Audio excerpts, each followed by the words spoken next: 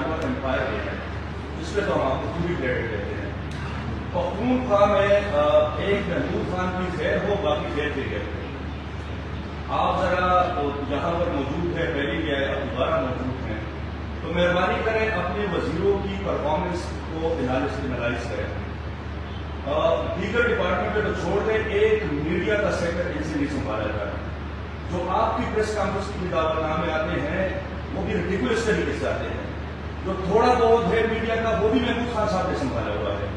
تو ایک تو مہربانی کریں کہ آپ کس طرف توجہ دیں. سر دوسری بات کہ لوگ ظاہر بات ہے آپ کی پختونخوا میں فالوورز میں کثیر تعداد میں، اس میں کوئی شک نہیں ہے، آپ پختونخوا کے پاپولر لیڈر ہیں، لوگ آپ کو ووٹ بھی دیتے ہیں، لوگ آپ کے ساتھ جاتی بھی ہیں. لیکن نہ لوگوں نے وزیر اعظم ہاؤس کی دیواریں گرتی دیکھی، نہ لوگوں نے گورنر ہاؤس کی دیواریں گرتی دیکھی، نہ لوگوں نے وزیر اعلیٰ ہاؤس کی یونیورسٹیاں دیکھی، نہ لوگوں نے پاکستان کو آزاد ہوتے ہوئے دیکھا، نہ چوروں کو لڑکتے ہوئے دیکھا.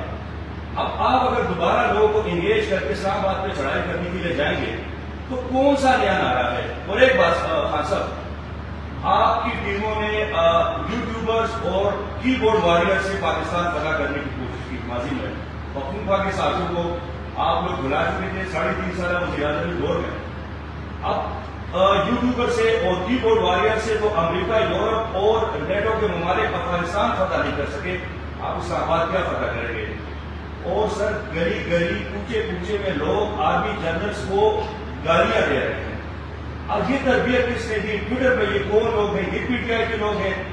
آپ اپنے ورکر کو پاکستان کے اداروں بالخصوص آرمی اور جو عدلیہ ہے اس کے حوالے سے کیا پیغام دیں گے کہ جو آرمی جنرل کے حوالے سے یہ پیغام آپ نے اگر کان میں پیغام پہنچا تو میرے خیال سے ہر کان تک پہنچ چکا ہے، گالیاں پڑ رہی ہیں. تو آپ اپنے اب عوام توقع کر رہے ہیں کہ آپ اپنے ورکر کی تھوڑی سی تربیت کر رہے ہیں. آپ وہی بالکل آپ اپنی تحریک چلائیں، ان چوروں کے خلاف چلائیں، پاکستان کو فتح کریں، فتح کر کے دوبارہ آپ عوام کی خدمت کریں. لیکن یہ جو نفرت کی سیاست ہے اور یہ غیر گلوچ کی سیاست ہے، اس حوالے سے آج اپنے ورکر کو پیغام دیں گے. میں اس کا بڑا سخت جواب دے سکتا ہوں، لیکن میں وہ نہیں دوں گا.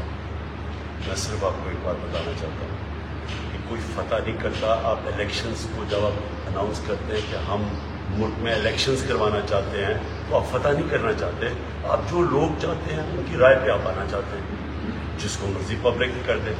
ہمارا صرف مسئلہ یہ ہے کہ ہم ایک کسی سازش کے تحت جو اتنا واضح سازش ہوئی ہے پاکستان کے اوپر، جس کے اوپر ہم نے سپریم کورٹ کے چیف جسٹس کو بھی پاکستان کے پریزیڈنٹ نے وہ مراسلہ بھیجا ہوا ہے جس پہ سازش واضح ہے. ہم صرف یہ کہہ رہے ہیں کہ ہم کسی امپورٹڈ باہر سے کسی حکومت کو اوپر نہیں دیکھنا چاہتے، کیونکہ ایک آزاد ملک ہے. لوگ ہمارے بڑوں نے آزادی کی پوری تحریک پہ شامل ہو کے آزاد کیا تھا. جو بھی قوم جس کو ووٹ دینا چاہتی ہے بسم اللہ. ہم تو صرف یہ نہیں چاہتے کہ کوئی ہمارے اوپر امپوز کیا جائے. باقی یہ جو ساری آپ نے باتیں کی ہیں مجھے تو سمجھ نہیں آ رہی کہ کی بورڈ وارئرز اور یہ اور وہ.